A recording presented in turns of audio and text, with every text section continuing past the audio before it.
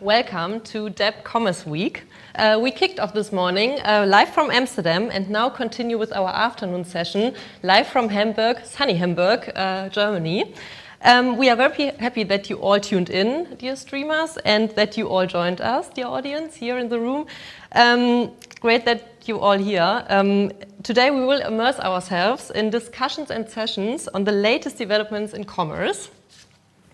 And we have an exciting program for you in place with even more exciting speakers from the industry, and are very happy that experts from H&M, Freitag and Weber will share first-hand insights with us today. We will kick off our program with a 30-minute panel discussion, including H&M and Freitag, on building successful digital experiences for their brands, followed by a 15-minute inspirational session on AI in commerce, and close the event with a 30-minute keynote by Weber on how the brand is driving commerce by building their barbecue community. And for our on-site audience here in the room in Hamburg, there will be 2 additional exclusive breakout sessions on composable commerce and accessibility. So you have to choose. I'm Gesine Meidler, Director of Business Development and Partner at DEPT, and together with my colleague Tobias, we are your hosts for the next hour. Amazing. Thank you, Gesine. And welcome, everyone. So nice to see you all here. Like I said, definitely more people in here than the rehearsal, but that's good. I'm Tobias. I'm the Global SVP of Clients at DEPT and also the Managing Director in Berlin. And I think the reason we're all here is to learn something. Don't worry, I won't be the comedian to call you out as you're walking through. No, I'm joking. But the reason why you're all here is to learn something. And we've put together this program today with that purpose exactly in mind. We think that the commerce space is a very fast-moving technological landscape, but at the same time, I think it's about embracing that change and maybe even going beyond keeping up and rather pioneering. And that's what we hope to help brands to do. And that's what today is all about. Before I get into the program and we sort of have those panels and that lovely discussion, we thought we'd sort of introduce you to how we think about commerce at DEPT. And yes, I will ask you to please look at a video, but the video can do a lot better talking than I can. So let's start with that, and hopefully that gives us some grounding before we kick things off. Is that cool? Yes. Awesome. In the fast-paced world of commerce, buyer behaviors are continually shifting. Brands need to be smarter and faster to stay ahead. In a world where everything is shoppable, tech stacks stifle innovation. Where personalization is a reality, emerging technology offers brands new perspectives. DEPT helps brands grow their business by connecting the dots of the modern commerce journey, with AI tools to make smarter decisions, with the creativity to surface your unique identity, and seamless shopping experiences. With 20+ years of experience and a team of 2,000 dedicated commerce experts across fashion, lifestyle, retail, consumer goods, automotive, and B2B.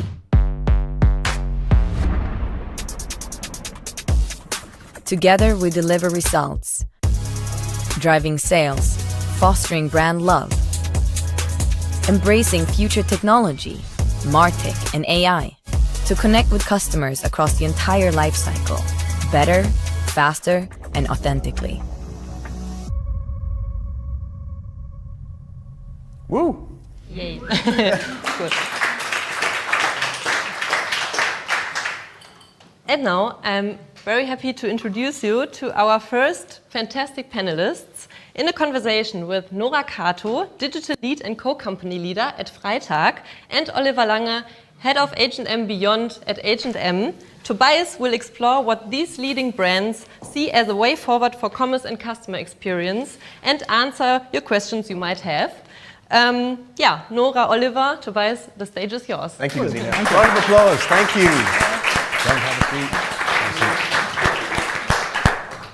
Amazing. Nora, Ollie, thank you so much for coming by and making the time to hang out and have a chat. Yeah. Cool. Like Gesine mentioned, we're going to get into digital customer experiences and commerce as it relates to the brands that you both work for. I thought I'd kick us off with a bit of grounding so you guys understand how we're thinking about this panel.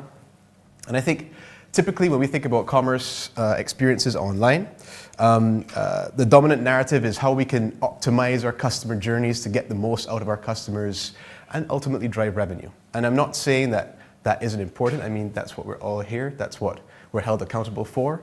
But I think at the same time, it is a quite narrow view of what it means to do, I think, commerce and digital customer journeys today in the digital world. And we want to challenge that a little bit and broaden the perspective with this conversation. And each of these folks, Nora and Ollie, will take a slightly different perspective. Nora, more from the brand expression through commerce, and Ollie from the perspective of the role technology plays in brand and commerce experiences, aka the bad guy, as Nora said. I'm just quoting Nora. But enough about me explaining what you both do. We're here to hear from you, not from me. So let's start with the first broad question, and that is, can you tell us a little bit about who you are and what you do, and a little bit of an introduction to the various brands that you work for? So maybe Nora, we could start with you. Is that okay? Yeah, lovely. Thanks for having me or having us. My name is Nora. I live with my partner and 2 daughters in Zurich, and I just flew in this morning for this panel talk. Thank you again. Sorry that I didn't say, should have taken the train, but like it's a short panel talk. Yeah, fair enough. I work at Freitag since 2020, so I just started when the pandemic hit, and the whole focus was on digital first. I don't know, do you guys know Freitag as a, I see, yeah, okay. Like, you know, just still a mid-sized company now. I think we've grown quite a bit. We are celebrating our 30 years anniversary this year. Congrats. Yeah, thank you. Awesome. So it was founded, I mean, maybe for the larger audience, it was founded by 2 brothers back in 1993. And they're both designers, Daniel and Markus Freitag, and they decided to create bags made of used truck tarps. Mm-hmm. And that's still the core of our business today. But of course, we evolved a lot, and now circularity is really on our heart. We are looking into circular economy, circular materials, products, services. Also, we can you know, initiate to prolong the product life cycle and things like that. So, you know, many aspects around that. And commerce, I just learned in my career that, you know, I worked for larger fashion companies, public companies, and small family-owned businesses. And commerce is for everyone is a little bit something else. Mm-hmm. So it's really a way of communicating your brand DNA or your values and your ethics and your standards. And so, yeah, it's really like taking your own approach or own niche to that. Yeah, thank you so much, Nora. Cool. And Ollie, could you humor us with the same? A bit of an introduction to yourself and what you do. Yes, I spare the question if people know H&M. usually we have 98% top of mind rates in Germany, which is great. I mean, in that room I can say H&M is a commerce monster. Yeah. I would say that, and there's no judgment to it. So my name is Ollie, father of 2 kids. I'm coming in from Berlin by train, and. Hint, hint. Wow, hint. Seems to be a sustainable guy. Shots fired. And I'm not so happy with the presentation, like being the bad guy in tech. I like to be more easy on technology, which enables a lot of the needed changes that needs to happen in different industries, in retail, fashion retail industry especially. Yep. So H&M is at the intersection of quality, fashion, and price. Yeah. This is the thing, right? So, and with that, there comes the democratizing aspect to it. You can look and feel as you like, and H&M is the one who's having the right products for you and gives you a little bit of that feeling of, okay, I look like the things on the catwalk, right? Mm-hmm. So this is what we do. We are traditionally a physical brand. So that brand had physical stores way before anyone thought about e-commerce, mm-hmm. right? But then we successfully also added e-com, then we added an app. So we went mobile very successfully. And I think there's a lot of more stories that we will need to write, right? Commerce itself as being transactional and selling products like a machine, I think that's the part of the old. I think the new is, as you said, communicating the brand, elevating the brand perception, communicating your values and giving the people like a certain feeling when they are engaging your brand. So it's bringing in some more experience and more interaction on top of transaction, which holds true for all the channels. Yep. So last sentence, if you think about the physical channel and how the physical store emerges to whatever it will be, because I don't think that this question is properly answered, we will see the same thing for the platforms, the e-com solutions out there. There will be constant change, as I guess, and it's exciting to think about that. And that's why we're here, right? Yes. Yeah. Thank you so much. Okay, and I guess maybe we could use this as a point to jump into the first area of discussion for each of you. And namely, could you give us a tangible example, quite frankly, of how a core brand belief at Freitag is integrated into the digital customer experience itself? Would that be all right to ask? Yeah, I'd love to explore on that. So, well, it's our core business, as I said, to create one-offs, unique items out of used truck tops. And we were always thinking, like, how can we make this process even more personal or even more customized? And, you know, we have many design guidelines and et cetera, et cetera. So, but we wanted to open it up to our customer to actually be able to create their really very own unique piece. And so we created the FCut tool. We launched it in May 2022.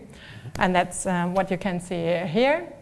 So it's a customization tool. You can choose whatever bag model you want, and then you have your templates, and we upload constantly all these charts, and you can select the patterns, the different ones, and you can just cut it together, even create your own, select your own logo. And we created that with the DEPT, and that's a very successful tool. And I think it really helps to bring, you know, various points. One point was like we open our fabric, like where we put our production area to public, and people can come and visit. So during the pandemic, that was not possible anymore. So it's one way to really invite people to home to us, and and even make them realize, hey, this material, it's actually not waste. You know, you can do something with it, and you can actually create a bag with it. So that's the other point. Awesome. Amazing. I guess, Ollie, maybe as also a bit of a point of departure for you, since you're schooling me on being the good guy with tech, I would love to hear about how you integrate tech into your brand experiences, because I think that's what you occupy yourself with day in and day out, right? Yeah, kind of, I have to say, but thanks for the question. So H&M Beyond is, we are a very tiny rebel innovation team.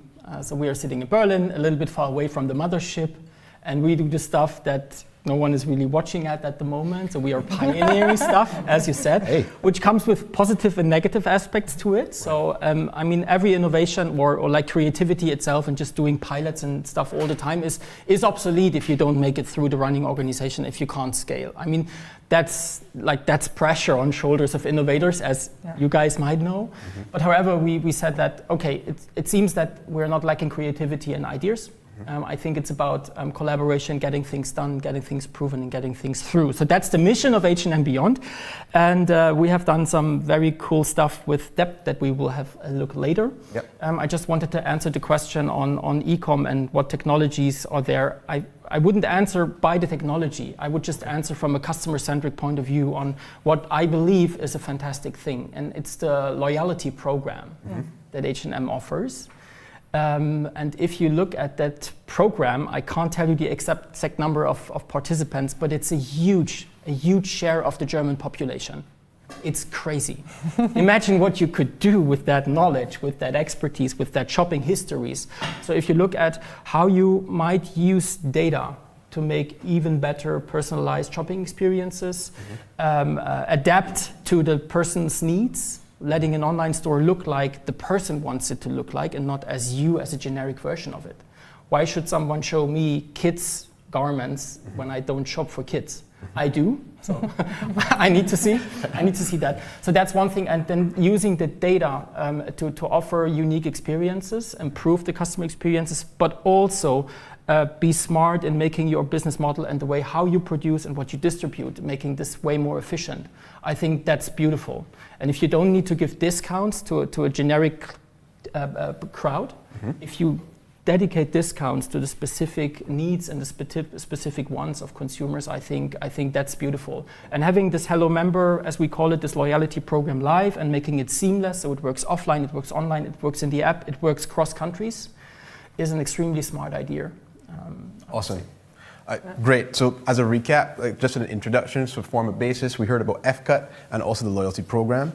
I think maybe, I mean, we all do with this day to day, right? But maybe we can agree on one thing, and that it's change is always going to be the case. Yeah. And That's the one thing that we can guarantee. We're going to wake up tomorrow and here's this new piece of tech, or here's this new customer need that we're responding to. Definitely. And that's what I wanted to sort of talk about next a little bit. And you touched on it already in some of the things that you said.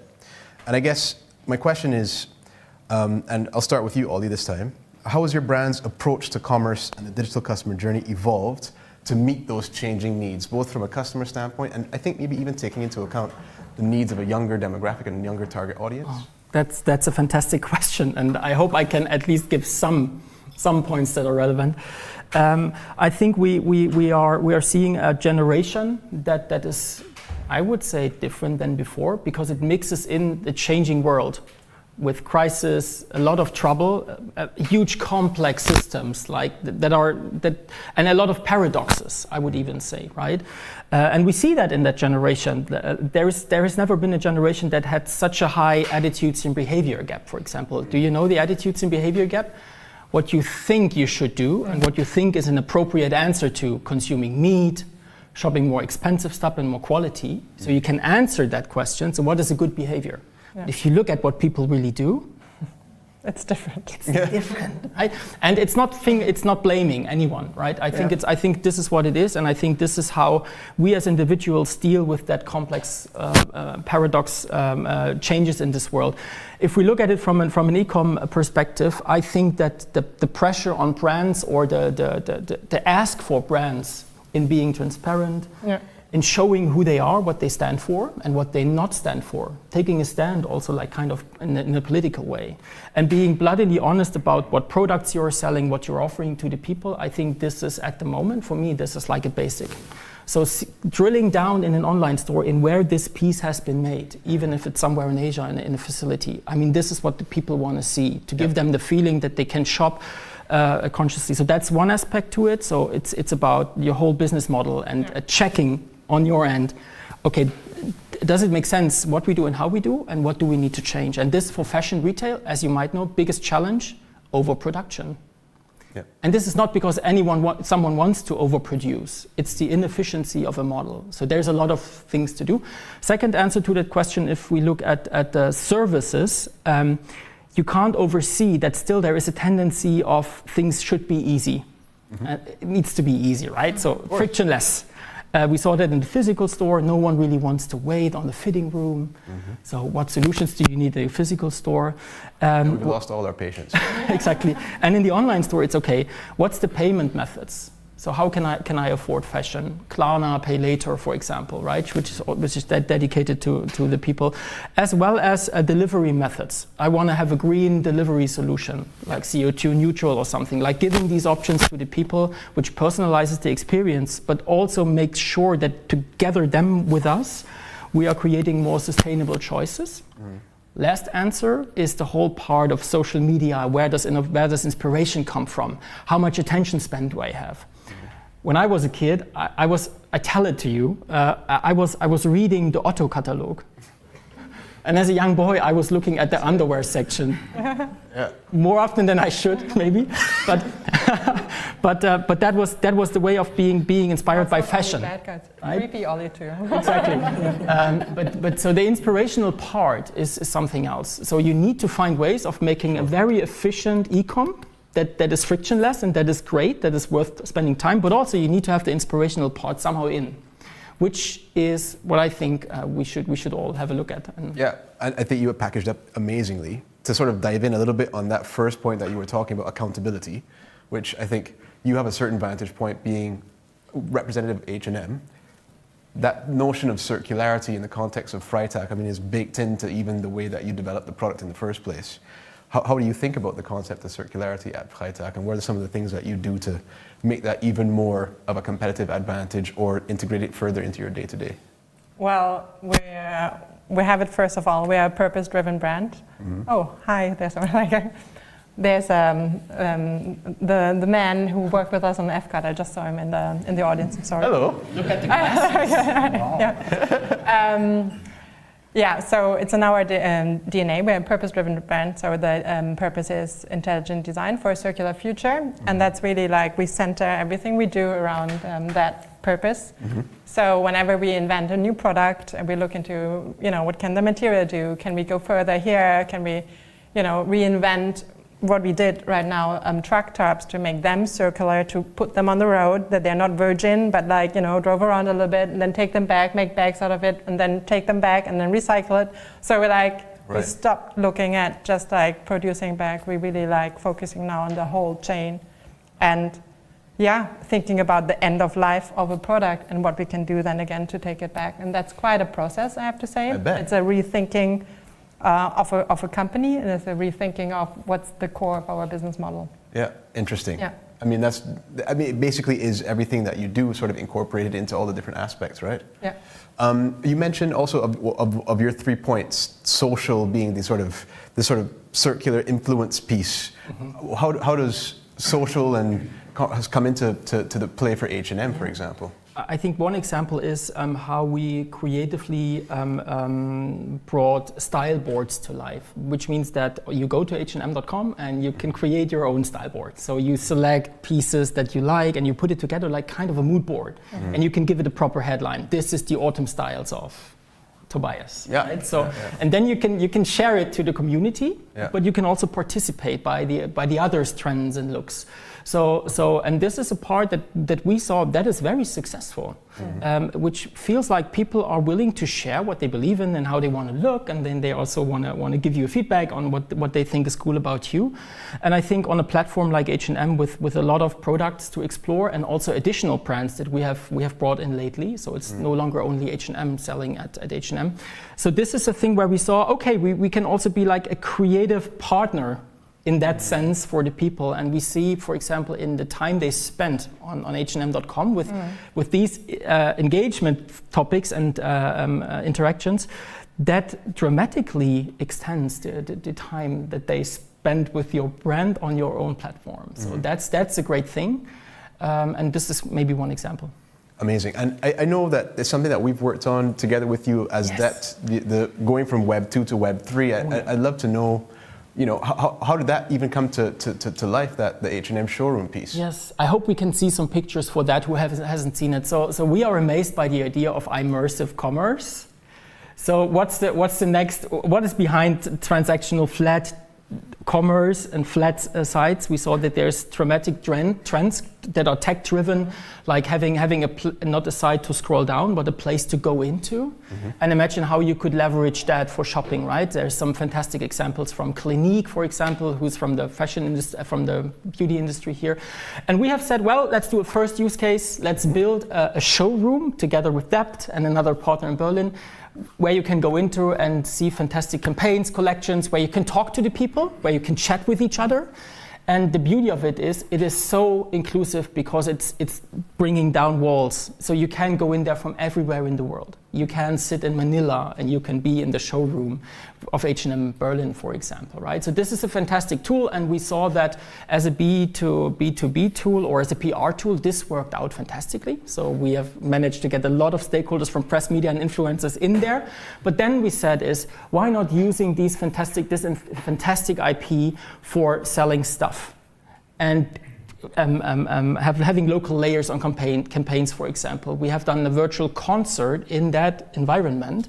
We have asked the people what would they want in there, and I can say that here, they begged for shopping something. They begged us for selling them something. Whatever it is, a digital asset, a physical product, a co-created product within the experience. So I think that we will see way more use cases in this immersive commerce kind of way, because this also makes sure that the people are spending heavy time with you in a world where nothing sticks. They spend minutes with you in that environment. And we will see great conversion rates coming from immersive shopping, which means you're in there with an avatar and you shop with your avatar, which is, I think, exciting. Yeah, most definitely. Yeah. I'm going to go a little bit off script and ask you a question because I'm just getting a lot of inspiration from what you're saying. Apologies. You talked a lot about circularity and about social and different aspects of what sort of make and drive progress within your commerce experiences. I'm curious to know, where do you actually personally draw inspiration from? Is it your team, the workshops that you have with them? Is it perhaps in the context of H&M, you look at fashion more broadly, you're looking at maybe geographically China? I'm just curious to know, what typically drives a bit of inspiration for your day-to-day? And You can answer that question, I guess, yourselves equally. I mean, it's probably quite personal. Well, like me personally, or we as a company? You as a company and personally.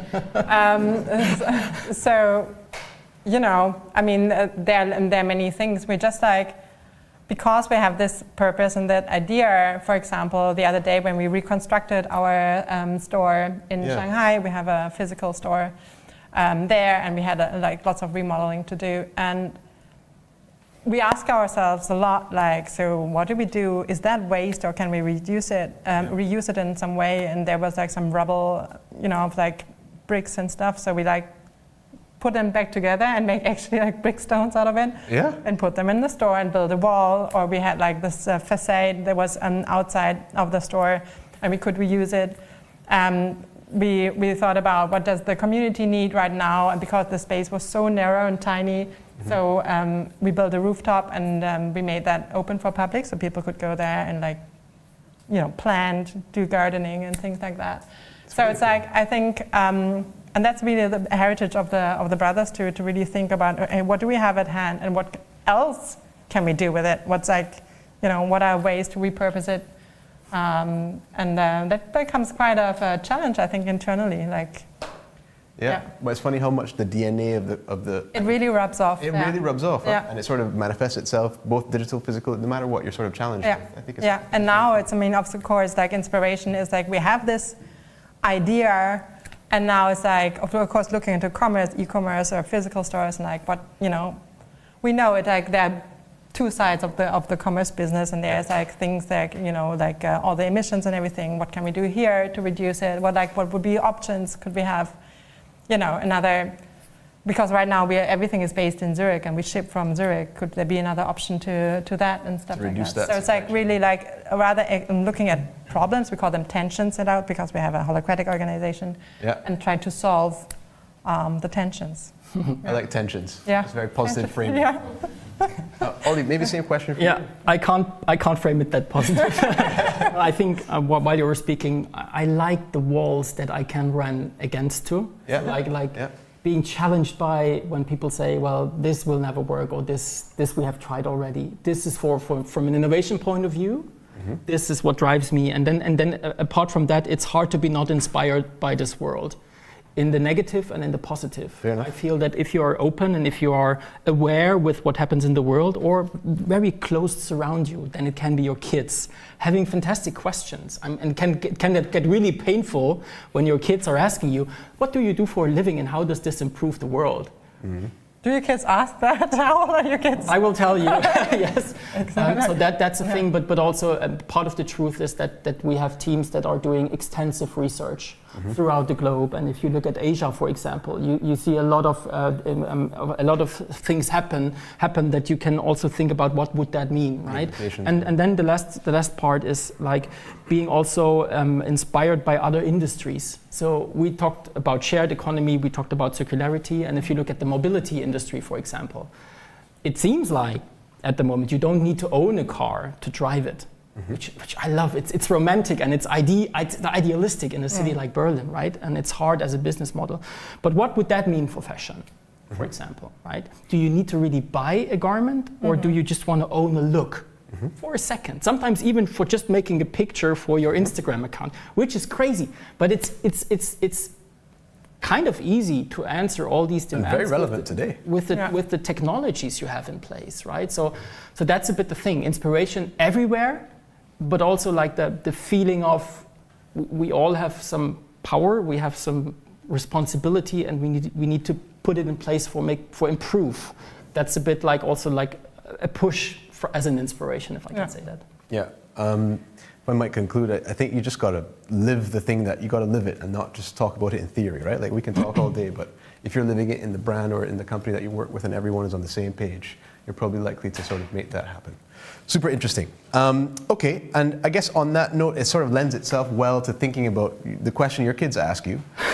What's coming tomorrow? And I guess I have the same question for you. What patterns do you see that are going to shape commerce or digital customer experiences tomorrow, the way that your brands are reacting to those dynamics? I'm curious to know, like, if there was one or a couple of things that are really top of mind for you, what does that look like? And I'll start with you again, Nora.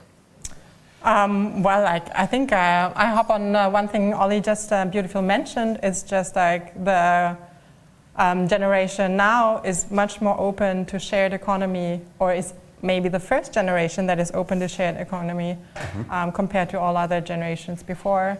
Before it was like, I want to own a house, I want to own a car, and this and that. And now it's more like, yeah, resources are limited. more like I need to go from A to Z. How can I get there without actually, buying a car and stuff like that? So I think that's a very interesting point. And we're doing a lot of like this service-driven approach. Like for example, we gave bags for free. We borrowed them for summer holidays. Huge travel luggage. You don't need to buy. They don't need to stay at your house all year long. You just need them for one travel, so you can borrow them, give them back, and that's it, and that creates a community. And I think it's much more important to have the connection still. In this digital world, sometimes we drift apart a little bit and like to find ways to, bring us closer together again. So I think these are all topics that are, very much here and present. Yeah, and you could easily see how it will get there, right? Super interesting. What about you, Ollie?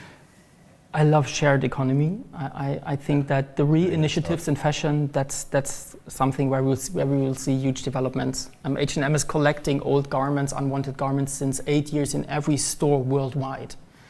And I could tell you how much this is, what people are bringing back and into our hands. And there will be one moment in time, it will come, when some scientists will invent the machine where you can take the resource and you can one by one make something completely new out of that resource. Because there's enough out there. It's not that we're lacking resource. So if we just take what is out there already and just turn the wheel, and it's then a circular model, this would be great as a first step. I would love to see that. And what will help is that AI seems to be the most disruptive thing that is coming up since years. And if we look at how products are made, how they are sourced, how they are distributed, how we plan campaigns, how we plan amounts of garments that are sent to somewhere on the continent, and how we create meaningful experiences for consumers, I think that AI is having an answer on all of that. And this will mean that the roles will also flip upside down. What we see as a consumer today, also when it comes to the circular models and being responsible for design, maybe a consumer in the future. They will design, they will own resource. And you may, as a brand, you may be something else than the one who's owning design, who's owning production. Maybe you're a platform for all of that. So this we will see, circularity, shared economy, and AI as like enabling a lot of fantastic use cases out there. And I'm just an advocate for testing stuff. Testing it, creating these values, and create the future that you want to live in. With good intentions. Amazing. I think we can end on that note. Thank you so much. Thank Round you. of applause. Thank you. Questions.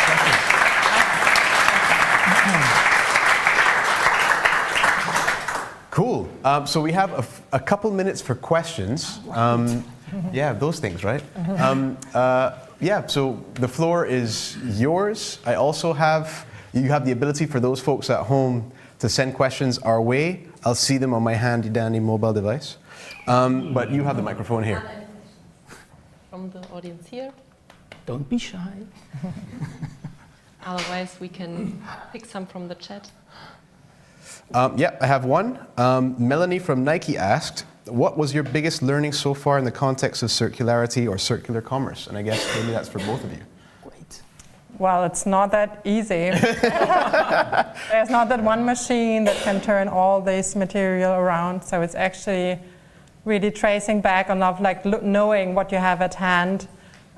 Usually circular is what's mono material, and then you realize there are a lot of other substances in material that make the whole process complicated. So it's really going deep into the subject. So it's really not an easy thing to do, and then there's these complex processes evolved around it, like a take-back program, or how do you recycle it and upcycle it and destroy it. And we have our first circular model on the market.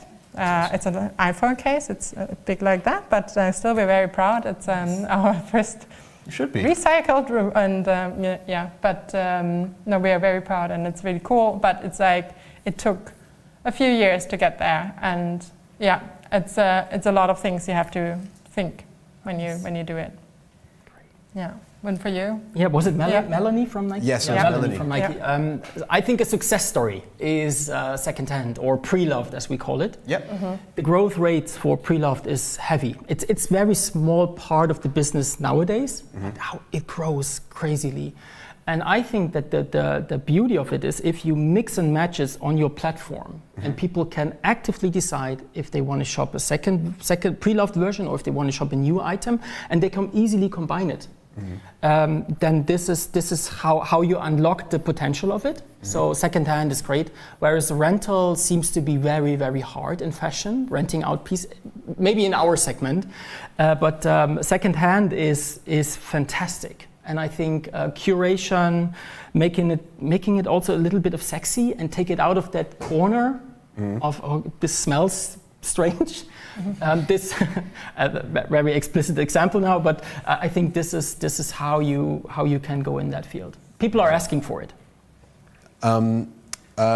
We have one more question, I think, and then I think we need to sort of And the last question I have is, what do you think? How is physical retail changing in the future for H&M and or Freitag? It's a big one. How can you ask that question with 1 minute left? Good question. Physical retail it needs to merge is closer. amazing. Yeah. Yes, It yes. is merging. It needs to merge, and you need to think of the other KPIs than in the past. You need to think of other goals than in the past. If you measure square meter selling in a physical store, if you will ever measure that and you don't measure experience, then it becomes hard. I think we will see a change in that. So what's the physical space there for? And I think a brick and mortar is way more marketing and brand engagement and creating brand perception than ever before. And you can take the pressure of selling stuff on a square meter and push stuff in there. I think this you can kind of take off your shoulders because you hopefully have an e-com solution that solves the transaction.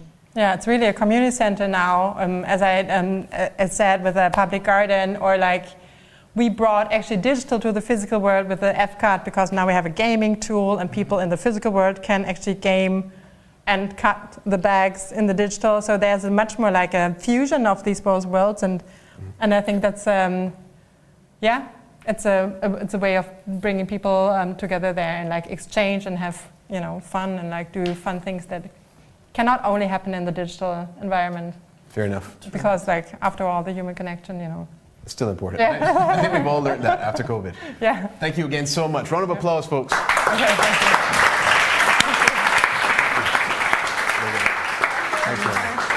Thanks, Ollie. All right. I'm just going to ask, can we crack a door or a window? I think I speak for everyone when I say that. Yeah, but then there is some noise from the birds. Okay. Nature. Yeah. Okay.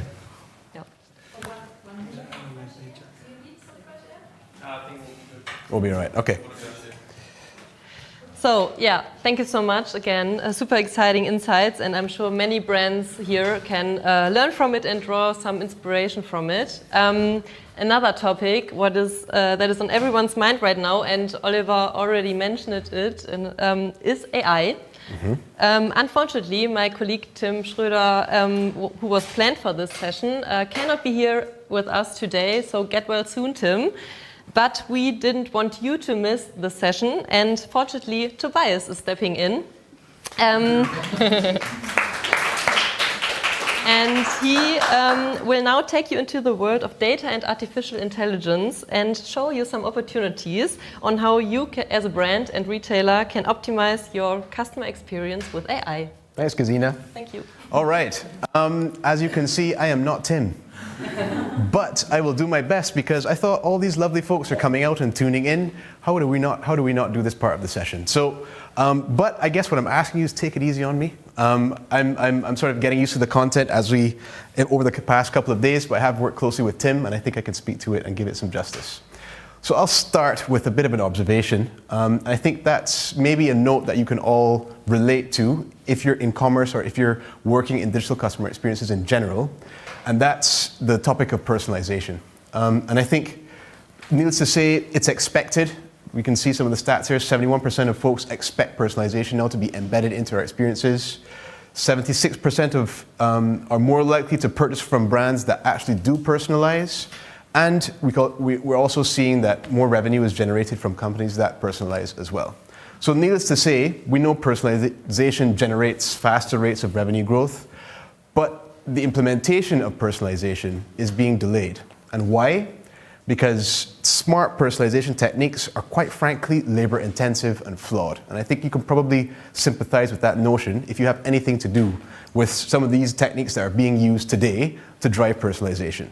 So probably preaching to the choir to some degree here, but just to give you some examples, one is we tend to tag users. So every piece of new content is manually tagged so that we can see and sort of build a repertoire for customer interactions quite manually.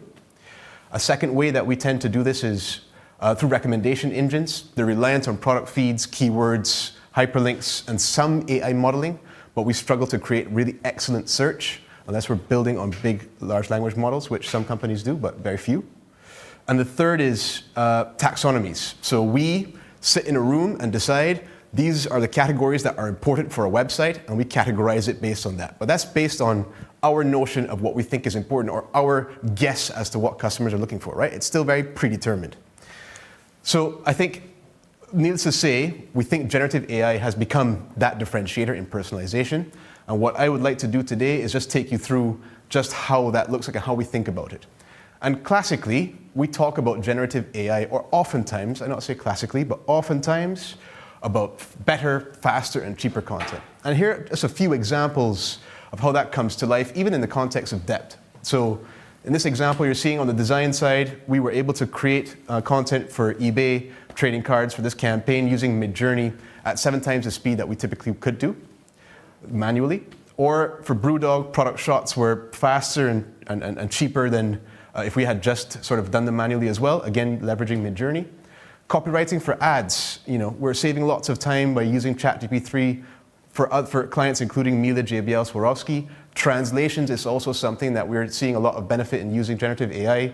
And quality assurance, or Reckitt, I thought that stat was bananas. 7 months to 3 days in terms of that quality assurance exercise. But despite the fact that these things, and we think these things are incredibly powerful, I think they limit our view of the impact that generative AI is going to have on commerce and on user experiences. And I'll explain. We think, quite frankly, generative AI has given technology language, and it's given us a basis that we can build on. And it's taken us from a place where we're using generative AI to generate content, or more content, or faster content, or better content, to actually being able to interpret and solve problems from customers. And underneath that, to give you a sense of what's actually powering something like this, we have large language models. So, the folks at some of the bigger tech companies are creating large language models that we tend to use, or that are open source software, or we can leverage them. The trick is to combine those large language models with our own data, and our own data can be page content, it can be reviews, it can be sales data, it can be all the things that we think can comprise the user's needs, and out comes a brand large language model that can power those personalized experiences. So it basically can predict what our customers are doing based on actual data and based on the sort of large language model as well. So instead of talking about it in theory, I'd give you an example. So this is, I was joking with Jan earlier. This is Jan, he's doing a paneling on his stairs, and he types in, because Jan doesn't really know how to do paneling. You can already see his level of expertise here. Sorry, Jan. I want to wall panel my stairs this weekend. What do I need? Big question, right? If Jan were to type that into a commerce platform today, he might get results like this, where, sorry, Jan, there were no results for wall panel stairs, or here are the results for wall panel strips, which Jan is like, I don't want wall panel strips. Or it might show some images that are just maybe partly answering the question, but not really, because they're all based on predetermined categorizations of what Jan wants. But what Jan really wants is us to interpret that need and come up with something much more clever than we're able to do today. But to do this, you need to be able to process that large amount of data in a much more clever way than we can do manually, right? So, on the one hand, what a large language model, or a brand large language model, could do is determine the ask from Jan. So, the task, rather, he wants to wall panel. The room, so the stairs, The urgency this weekend, because next week we have family coming over, or in-laws, even better. And it determines the competence. And like I said, sorry Jan, but you're not that competent. So with that as the ability, so that's sort of like the large language model that's able to determine the intent underneath. We combine that with a brand's knowledge of all product and product advice ever written. So this is now getting into the niche of combining, the ability to decode that intent with something useful, and out comes something useful, right? A personalized page for Jan that sort of shows him the types of paneling that he wants, the tools that he needs to use. We literally need to tell Jan that he needs a hammer. It's asking Jan to measure the space that he's going to do the paneling for, and we can deliver it by Friday, which will just be on time for the in-laws. So this is what we're talking about when we're talking about building personalized experiences, right? So it goes from a very product-out approach, which I think we all tend to do in varying ways, and some of them might be quite clever, but it's focus on product attributes to actually what we all claim to do, which is to solve problems based on customer needs. But we know that those customer needs are so different and so niche and so fractured that to be able to do so, you need to leverage generative AI to be able to deal with that scale and complexity. So, quite frankly, at DEPT, we believe this is the next stage of content management system evolution. I think we're already seeing its manifestation in varying guises today, but we're talking about it in the form of concept management systems. So taking that thread from now headless CMS into what we see as concept management systems. So, but what do customers actually want? Again, we've done some dissecting of the data, and I think there are bigger categories that people can agree on. So make it easy to navigate in store and online, relevant product information, tailor messaging to needs, and to offer targeted promotions.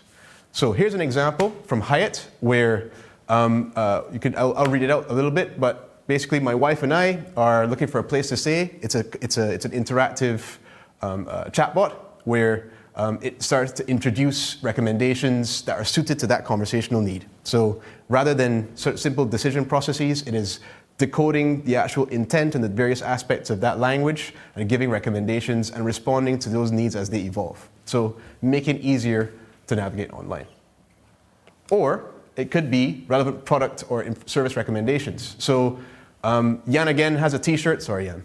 And he has a white T-shirt, and he's like, I really want to combine this white T-shirt with something. He could simply take a photo. Now, what are you looking for? Add an overshirt. What's the occasion? It's not a wedding. It's just nothing special. And we can give recommendations for one of our brands that you're seeing here to sort of build on that and give him something that he can wear to perhaps a night out. Or you can tailor messages to needs. I thought this was quite neat. So we're working with a podcast company. I won't name the name here. The notion here is you could simply ask, so I'm flying from, it knows where my location is, so let's say I'm in Chicago, I'm going to Florida, and you tell that sort of interactive experience, I'd like a podcast for that trip. It'll already take into account that trip is 6 hours long, and it'll give you 9 recommendations based on podcasts that fit that need. In addition to that, you're typing in, I don't want something scary though, because I'm on a flight, no one wants to be scared when they're flying, and it will give you something that's not so scary, but still a little bit scary, and it gives you exactly what you need in response to your needs as you go along. And then lastly, for another skincare company that I cannot name here, to anticipate the needs and build ads out of those customer needs. So these are all generated using generative AI, and they're based on customer needs and a sort of small language model that we've created specifically with that company's information. And you can see some of the impact that it's already having on various marketing channels. So email, social, and email and social. And these are live examples of some of the applications of generative AI even now. So I think, when can you start? I think it's probably wise to break down the needs that you might have or the various aspects that you might be able to integrate AI into, whether that be you want to ease navigation, you could think of a concierge service, product recommendations, maybe it's a gift bot like I showed you before, or next best actioning modeling on your website, or a visual search medium, products that speak to you, so dynamic product descriptions, so stuff that means more something to you, or personalized offers. I checked in with the team, and you could do each of these, I think, over the course of a month, Or if you wanted to do something like this over the course of 4 months, that's also feasible and something that we've modeled based on projects today. And lastly, I think if I were to sort of summarize this with where do you start, because I always like to make things very pragmatic and rather than just in the abstract theory. I hope I did that with some of the examples that I showed. But to make it simple, you start with training your model. So there are already large language databases that you can use to leverage. But the trick is to integrate those with your own brand information. So train your model with your own brand's information rather than trying to go, all right, how do I integrate AI into my entire customer experience? Break off a small piece that perhaps doesn't affect the core site experience and just focus on that, because otherwise you're not trying to boil the ocean. You probably run into some issues there. And I think ask your team, because I'd imagine that most of the folks working in this space are already thinking about this. And if they're not, I guarantee you your competition is. So yeah, that's a little bit about generative AI. Like I said, I'm not Tim, but I hope you enjoyed that.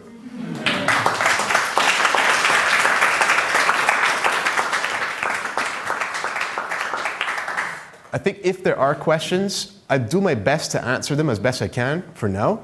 But if also afterwards you'd like to have a chat, I'm happy to sort of put you in touch with the right people from our side. But yeah, I hope you had a good little session for AI. Yeah? All right. Cool. Thank you, Tobias. That was great. Amazing. Yes, and now we are moving over to our last keynote for today. And I'm very pleased to welcome Jan Roman-Redeker, Director Marketing Hub Central Europe from Weber, now on stage. We've been working with Weber and Jan for many years now and have realized a lot of cool projects together. But now, handing over to you, Jan.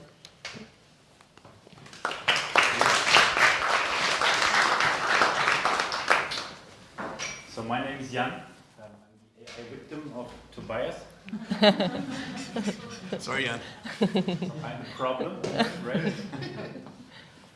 No, thanks even to the presentation before. And quite interesting. I guess there are so many brands in the room, as I learned, as I saw some brands here already. And we also kind of a small brand, so we love to hear those cases. We love to hear the similar cases. We're not fast-moving consumer good yet. We're not a commerce monster yet. So we're just an investment good, but in the end we have similar challenges, I guess. And my role is here to give you kind of a sneak preview / an experience feedback, even kind of an outlook we've seen by Tobias and the team, even kind of a review. I want to share some mistakes with you. And that's what we did. We learned out of this. I have a problem again, I'm just learning. Classic. So even to the audiences, it's really highly appreciated that you guys listen to our cases, and we call it like how Weber's driving commerce by building a barbecue community. So we offer products, we offer services, but we even have a community, and we make money out of the community. So it's really an efficient commerce model that gives us really some experiences and some learnings, and I hope I can give you some sneaks and tricks. Think about your own product, walk around, and really use your power, use your loyalty basically to make more and new commerce. Give you kind of an outlook for the next 20 minutes. We have 3 parts. One is a quick one. I give you an introduction to the brand, to a buoy, and to the company ethos. Who guys of you owns the web already? Is there any? 1, 2, 3, 4, 5, 6, 7, 8? At the screen, probably you can write in the notes, and we can probably collect in the end. I ask the question again, who wants one, and I can calculate kind of ROI in the end. So that's the way how I pay my train ticket coming to here this morning at 5 o'clock. So how that manifested into our customer and digital touch points with the commerce model, that's the core. And in the end, there was basically even a really good challenge with you guys, DEPT, to say, okay, that's what we are, that's what we did, but what did you guys learn from that, and what was even some things what you can share? They're kind of obvious. I'm telling you now it's quite obvious mistakes, but in the end they were over years we made those mistakes, even with agencies next to us. Who I am, so I'm Jan. Tobias introduced me already. I'm coming from the Mainz area by train, And this morning, and this is what my family tells what my job is, they just say it's grilling, just don't make it too serious. My wife is a teacher, way more serious and more important. My motivation is basically that I'm telling my team or our team members, it's like I left to solve the problem. That's the exciting part, basically. Knowing the answer, that's what agencies do, and then we solve it, right? And my job is working in the shadow of the kettle. This sounds probably weird, but that's what we really say internally. That's what our founder said, that's what the CEO, the son of the founder said. That's what we say. The kettle is in front of us. Today I'm in front of the kettle. Well, basically the kettle is in the room in front of the door. But that's our job. So we have a mission to give this story a bit more ground and to spread it into the world, and even to Hamburg now, and to the screens worldwide. DEPT asked us basically, so we didn't ask to come, so we were asked to come, and they said, tell us a story about the community, what you guys built. And we say, okay, first of all, we want to give you this kind of story as a feeling. Please enjoy 38 seconds what we do with you guys. If you want to join a grill course and a barbecue course in our academies with us, you can buy on Weber.com.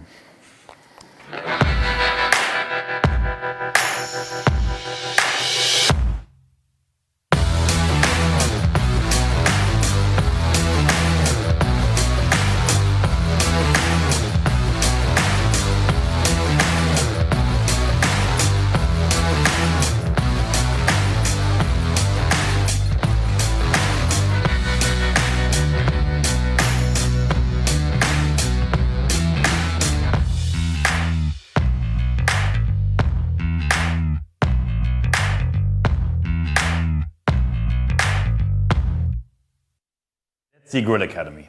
That's where we have fun, guys. We drink, we eat, we grill, we sell. In the best case, if you are in that room, you already bought the ticket. So you're already a second level customer. Probably you have already a grill, like 8 of you guys here. Probably you'd want to have one, so you buy those tickets, you get experience, which one I want to use, or basically you got it as a voucher from your friend, from your neighbor, from those who they have already won. That's how everything is like today. How do we come to this story? The Weber DNA is kind of based on heritage, legacy, and even the future. That makes so much fun, guys, because it's a kind of a story made by one guy. There was George Stephen, who worked in a company as a metal bender who produced buoys. Is that correct in American? Buoys. Boje for the Germans.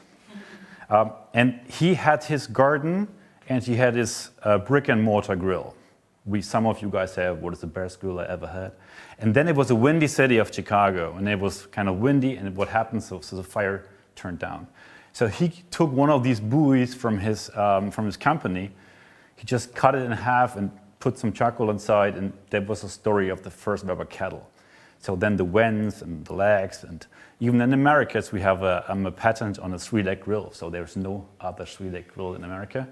Nobody thought this will leave America. That's unfortunately, we don't have that patent here, but we have other patents. So that's the story of George Stephen. And he has kind of this vision in the very beginning that he said, it's all about a world where Weber sparks great grilling experiences. So he already talked about experiences by inventing a product. So all of us would think he's a product guy, but he said in the end we do grilling. We serve somebody something from the grill. We don't do it just we grill and we go home again, so we just do something. So the mission was then, for sure, to lead the future of grilling, what we do and did and will do, safe, by innovation of new products and services. So products and services, so even the next step of like kind of a portfolio. And the value proposition, that's what we do very much every day. The Weber improves the quality of everyone's life by providing. You just raised your hands. I don't know your stories. What happened to you on the weekend, tomorrow, tonight? So I do not know exactly where you are, but everyone's life is hopefully positive impacted by our products. At least impacted. I even have a department, if you're negative impacted, you can even call us, we help you. But George made this story. So it's born from a boy, and he said a grill that gives control, that was the very first idea was gives control. Cover the control, cover the heat, and confidence to do it right. A grill like no other, and a grill that burns long and right and true. So he invented the covered grilling, and this is our consistent story to all our lineup. Today, the same spirit of innovation and quality lives on Weber in everything what we do. So this kind of family business was founded in 1952, and then it's now private equity, public, and now private equity. But it's a different story. That's our lineup. Basically, that's a lineup. So we do start with the buoy, and we have another 45 minutes, and I can give you a story about every single grill, but I don't got this time. So let's say we really focus on some small things I highlighted in the very, very nice colors. The very nice grill is a Seville. That's the most expensive grill in the world. So if you find one on eBay, buy one, call us, we buy it from you. 12,000, 10,000, I don't know. So it's super, super rare. The first electric grill was founded already 50 years ago. Not last year or 10 years ago. Already 50 years ago, we invented the very first electric grill. And then 1985, the Weber Genesis, the very first stand-up gas grill. More or less every gas grill today looks like this. Same technology is still our core technology. Burners, covers by flavor at the bus, just improved and improved and improved. And then the story, even somebody said, it's a Weber, it's a German company, right? So we do a good job, it sounds German, we do good marketing. But in 2000, more or less, we invented basically the Germans invented this kind of premium kettle, the one-touch gold. It was $300 or more. The average price back in these days was $50 for a grill. And everybody asked, how you guys can we sell this? Or who should buy this? Coming to this answer later. And then coming to the next milestone, that was 21, there was a gas grill with IoT inside. The first connected grills. Updates over the air. For the techies here, probably something special. For us, it was woo. Today, we basically use it every day for a digital thermometer. That was the very first idea. And now it's turning into something that's coming next year. I tell you next year, okay? If you invite us again, there is something hot shit. But basically more important as a product of the brand. So you can copy the product, you can copy the innovations, you can't copy the story, you can't copy the feeling to own one. A lot of people copy, but I guess we still lead. That's one of our challenges basically, because we own this feeling of owning a Weber and what's next. So we do say internally, what's the Nokia effect? Or better is even the Maxi Cosi effect that nobody knows. Everybody knows, nobody owns anymore, so everybody's a Cybex. So really those cases are impacting us as leaders and even as probably strategic leaders.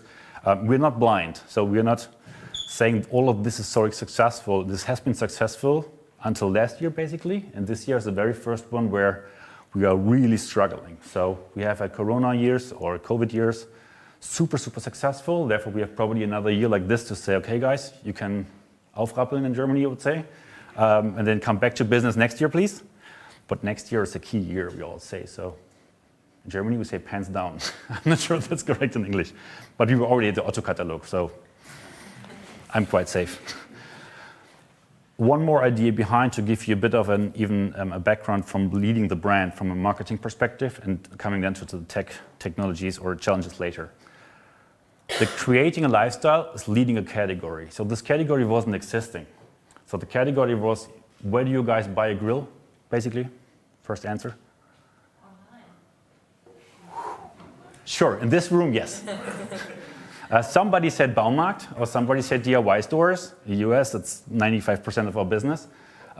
In Europe as well. And then we created in the German-speaking countries and in the DACH area this kind of specialized dealers thing, where you buy very expensive garden products today, where you buy like Alsterhaus or Kustermann, like for the German cases, you buy those stuff expensive and it's probably better than average and it's better than DIY.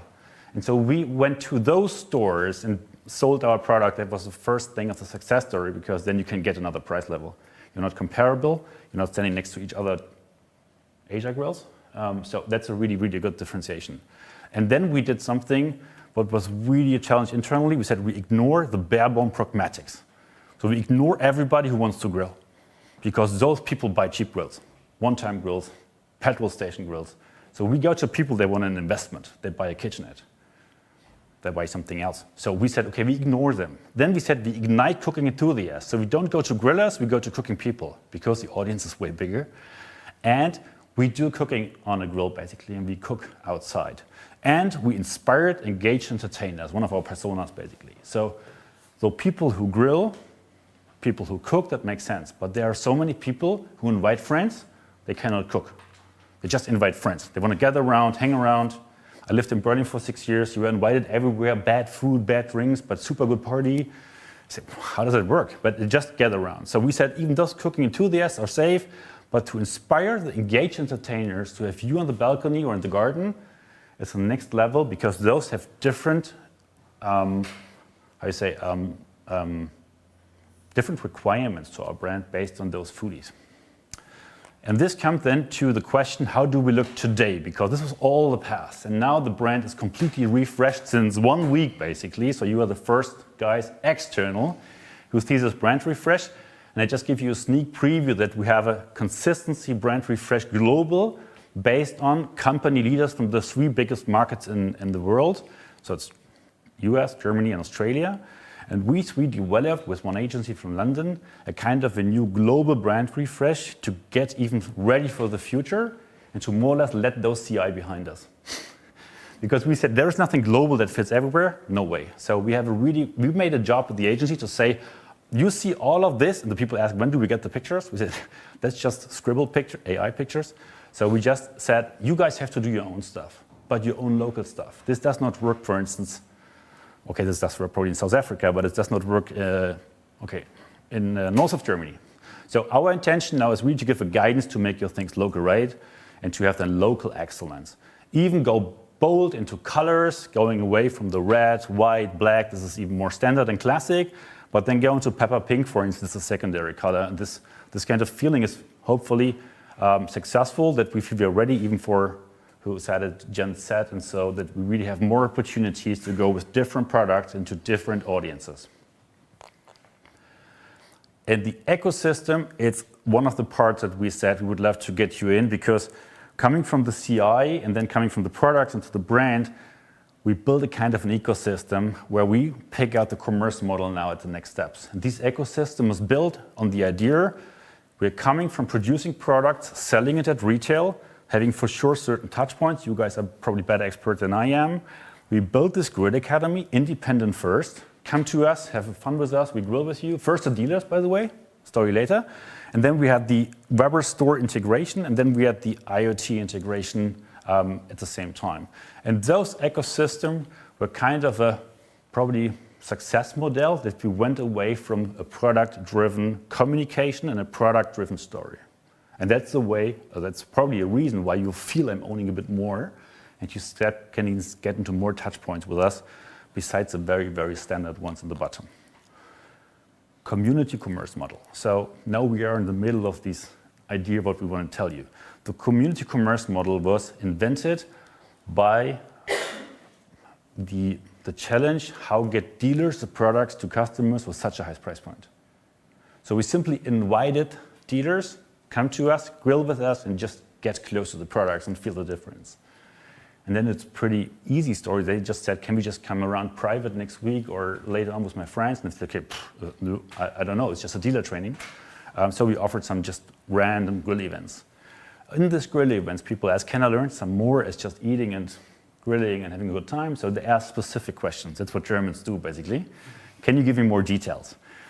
So we said, okay, you ask, we have answers and products. So we invented this Grid Academy concept. Level 1, level 2, level 3, different ideas, different courses, 14 courses now. How can we scale this? So my boss said, you can do whatever you want. You can spend money how much as you want. First thing, be profitable from day one.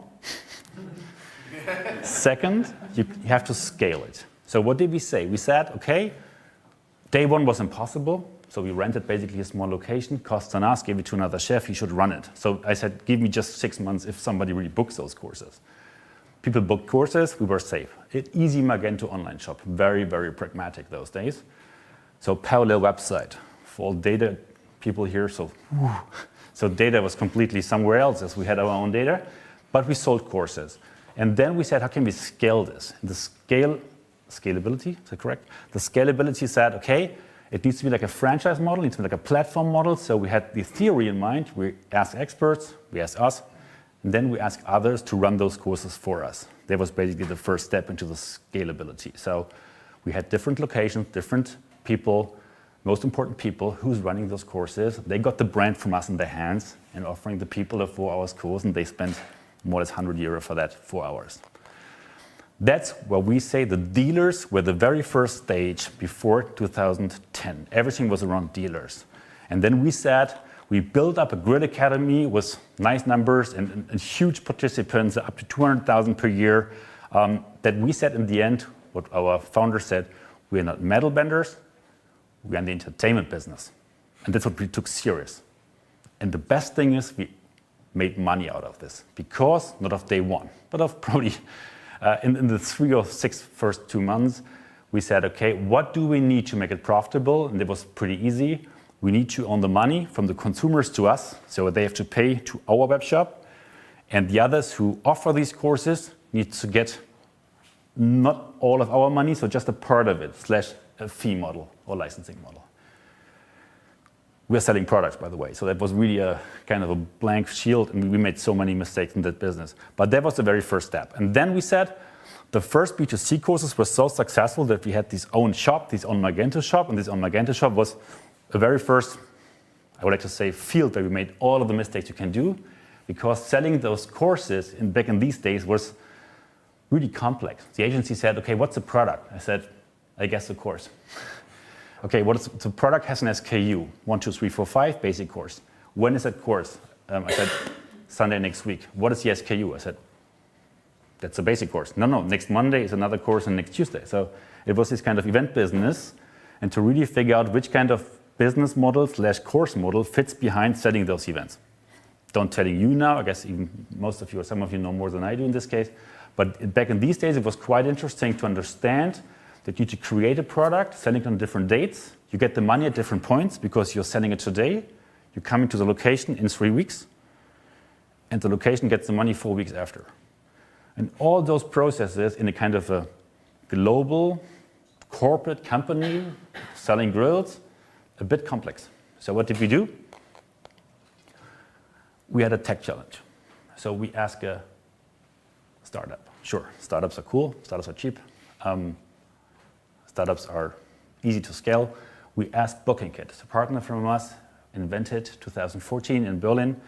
We moved to Berlin with our headquarters back in 2014, and they had a very good idea. They said, okay, if you guys, for instance, offer, how you say these kind of tours where you run around on these crazy scooters? Segway, thanks. If you offer a Segway tour and you own 6 Segways and you offer the tours by yourself, you have no time to make the appointments, to make the bookings, to make the accounting. So we offer you a very, very easy software that you just run different events with different courses, Segway tour, whatever other things to rent. And we give you an opportunity to build this into your own store, and you can really make everything with 1 or 2 clicks. So in the morning, what happens? You need to get your list where all the people are on who booked. Did they pay? No, they come in to pay direct, or they paid already. So all of these really event logic was captured by this startup. And I said, perfect. Can we scale it? What?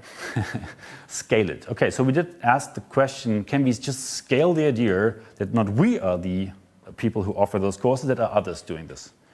Sure, we build a machine for you. So not cheap anymore. The startup was probably a bit more ahead in money and be a bit more poor, but we built kind of a machine that all of the other locations were connected to those BookingKit platform, and we were the owner. We are the merchant of record. So we are selling the tickets. We own the pricing, by the way. So we own the consumer data, we own everything. And then the machine in the background was connected to all of these different locations, and they had a kind of an even escrow account. So the money goes from the consumer to those escrow accounts, holding it. And then if the course took place, then the location can push the money to their own account.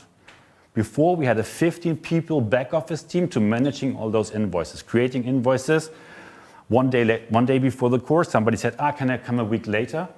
That's a completely chaos in event business, because you cannot just give the product, take it and give it away, or to the warehouse and send a new one. So even those invoices, accruals, by the way, even having a big business of grills next to it, that was really, really a big challenge. And somebody said, okay, how can we really sell a ticket? And in the end, this worked very, very, very well, because it was completely scalable. But the details were that for sure were not very flexible. And in the end, our partners were kind of victims in our system, right? They get the money very late, we get the money very early, but they just need to run the courses. We are selling the courses, they get a part of the money. So we said, we made mistakes along this way. And then the very first one was, who is our consumers? I told you we all own the data because we're merchant of record, right? Who is in the courses? Make it black or white, men or women? More or less men. Unfortunately, men. But if there are women within the group, it's way more easier. But a different story. So keep in mind there are some men. Then I was next to one of them, and he said, "That's an amazing present for my wife." I said, "Present for my wife? That's cool." Then he said, "Can I get those things, those tips and tricks and hacks? How can I get information about these courses?" And I said, we have your data, so we give you afterwards kind of a feedback email. Then you just give us a rating, please. And then you get new courses when they come in, new courses, new information, CRM, basics. He said, "Nope." I said, "What? You got the ticket, so you're here." So no, my wife got the ticket. So I said, okay, it was already 5 years running. So once in Berlin night downtown, I noticed we have 5-year data we cannot use because we have the use of my wife, but not of me. Nobody told me, nobody told us, no agency, nobody. So even it was a really, really big mistake that we really thought we have data. We contacted the people, they booked, but 50% of those people never showed up because they gave this as a present to somebody else. Sure, yes. But for us, it was really a nightmare. And I would love to have you as a case, if you just learned this, start easy, right? Just sit on the consumer side once in the evening, just do what you sell, listen to yourself, and don't make those super easy mistakes. And for sure, it's not so easy to get to those data that somebody's buying something, give it to somebody as a gift, and somebody else shows up in your courses and you want to have those data. We can just incentivize that, then it's easy, but this costs money, right? So not solved yet. But the second failure we did is people ask us to measure the impact of the Grid Academy to our core business. And so we said, basically, we guessed that even the profit what we have is already enough for the company. The company said, "Yeah, but you still have costs, right?" I said, "Yeah, sure." So give us kind of an ROI data. So we never had something. So we were guessing, we were asking questions. We asked people, "Do you own already a grill? Do you want to buy some grill? Do you have some interest in some products?" But those data were so massive that we made this mistake. So we collected data from probably year 2 on in paper because there was a risk that everything in digital was not responded enough. So we had really high, drop-off rates or not response rates. So we said, okay, we just do it classic, we do paper. So we made paper because paper works, and everybody filled out 100% rate in the end of the course because one started, the other one followed. So everybody thought, okay, no, I have to make a kind of a feedback idea. And so we could give this data even to a company that made kind of assumptions, but we asked the wrong questions. So we basically didn't ask kind of value questions. So we just asked, do you have one grill? Do you want to buy one? So we got an estimation of a potential business opportunity that probably 68% of our people were potential new consumers based on having no interest before. So we can get to this point. We made an official research and €260 was the outcome. So we really asked then in detail a market research, and that was the outcome. Last thing is, before we rolled that out to Europe, the third mistake is we had 2 shops before. I told you, the Magento shop and Weber shop. They made a very big, huge project to merge both because, you're already laughing.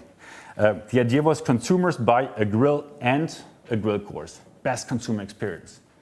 I guess until 2 years ago, we noticed nobody did. Nobody did, because buying a product and buying those courses are completely 2 different purposes of buying. Failure number 3.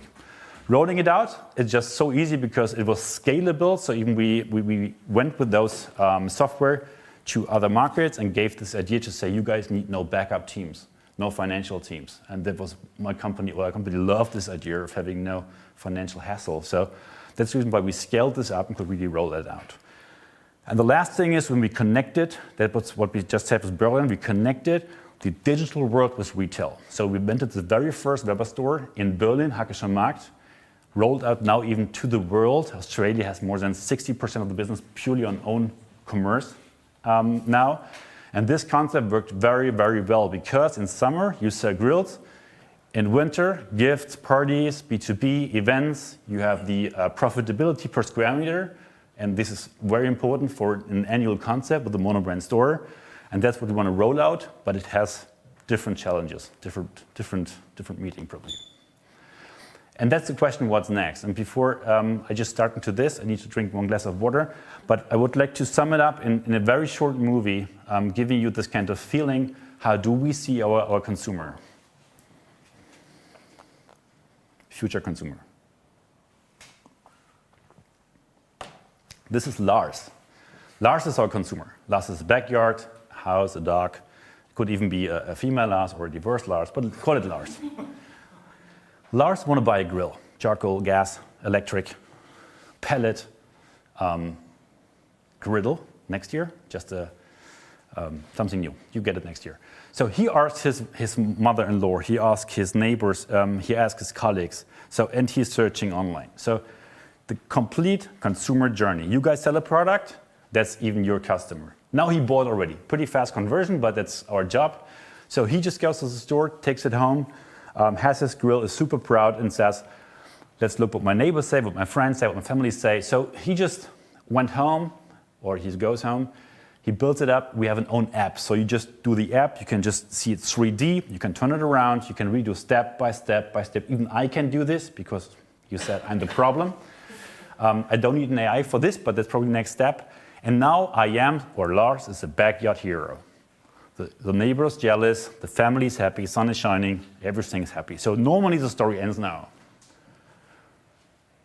But I guess that's where every story ends from every other barbecue company. And our intention is, based on your knowledge in this room, not new for you, but we thought there needs to be something more. And that's our biggest challenge for next. We need to show the people they want to buy our brand, what they can get from us besides the products, besides the services, besides the app, for instance, or besides the academy. So we say the backyard hero Lars becomes his kind of personal backyard hero because he has now the Weber ID. That's the key to our ecosystem.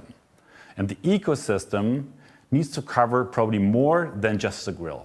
So he comes to us, he enters our world, he comes to Weber brand, he comes to our channels, he even comes to more or less different ways of contacting us in digital or in real. And then he can probably jump into one of those courses, just connecting now to a topic before. So he can just come to Weber, he can see us, he can feel us, he can grill with us, he can learn from us. And if he learns, he probably buys more. He knows then that he needs something more. Then he can go to probably our website or even to our channels and just get inspired by knowing more things. So that's a different customer journey then. Then he's like in the retargeting phase, and he's probably needing more stuff. If he is in contact with his community, probably his friends, it's safe, but even the community in Weber is super strong. And there are Facebook groups that are just contacting every day, whatever, super crazy volumes. So where we even are kind of moderators. At the same time, you can even get spare parts tips from friends when they say, oh, I fixed this, I fixed that. So even this community helps each other before they contact our customer service. And in the end, he even gets from our site not only products, he only gets accessories, he gets merchandising, he even gets those kind of service appointments where we come to you at home and fix your stuff. If you say, I want to refurbish my grill or make it fresh for the next season, and latest even around the world. So you can go to a Weber store in Auckland, you can go to a Weber store in Chile, you can go to a Weber store in Chicago, and that's where we are in the end to say this is a Weber brand, what you guys can expect. So Lars becomes not just a griller, not just a customer. Lars is our idea to see the future, a bit more holistic and build commerce models on each step. And that's what we call internally this kind of, that's a Weber way, just a Weber way. Thanks, you guys.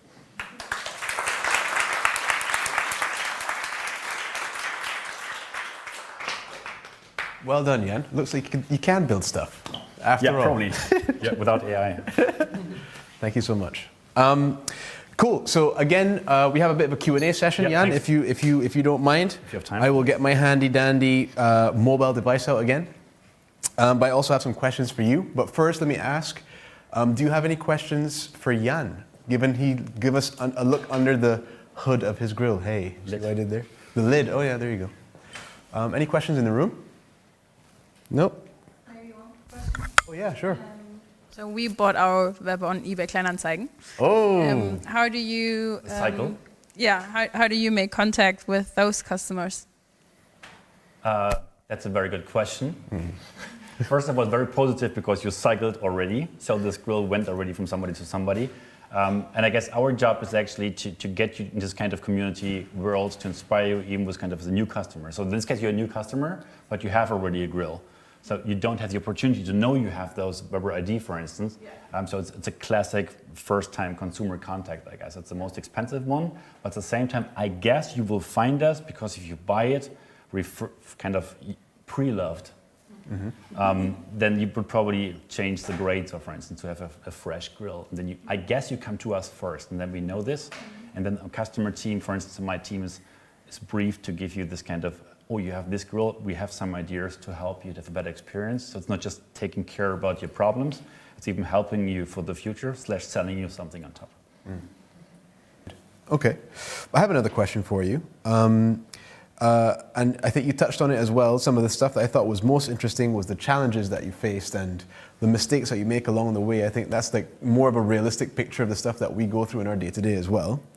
And I think it's inevitable that we'll make those mistakes, but at the same time, maybe there's some advice that you could give on how to help brands or companies or individuals to be a bit more vigilant and deal with those mistakes as they arise. Like, how did it took you to talk to the customer and go, oh crap, our data is not valid, right? What are the behaviors that you would advise folks to think about and they're dealing with their day-to-day, I suppose? First of all, like I said, nobody makes those experiences just years later, so I hope so. But at the same time, I just come from a leadership training, and the most important thing was pause. Just pause and wait and make it once again really clear, step by step by step. And we are all multi-screens, second screen, fast, and we can even do things parallel, we guess. But I guess the pause thing is the most important. Otherwise, we haven't made those mistakes. Yeah. We never did check if really somebody buys a product or a course in a kind of reporting world. So we thought it's possible, so everybody's doing it. And probably we should have done a kind of a small test, right? And then we just see, okay, nobody's doing it, and on a small individual page, and then we're not launching it globally and just put 2 pages together. Fair enough. Cool. I think on that note, that's it. Jan, thank you so much again. Thank you for inviting me. Take care. Yes. I can take that from you. Thanks, Jan. Yes, and we have actually reached the end, at least for our audience in the stream. Thank you for being with us today and tuning in with us. Thanks again to the speakers. Yeah, Jan, Ollie, Nora, thank you so much for participating. Also, thank you all here in the room, and especially those folks at home. I have one request of you. That's to save the date for our next Growth Week. So this was Commerce Week. We'll have Growth Week in November, which will all be about growth marketing, marketing effectiveness, pioneering retail media, which we actually talked about just now, and international expansion. So stay tuned for Growth Week. And everyone at home, thanks so much for your time.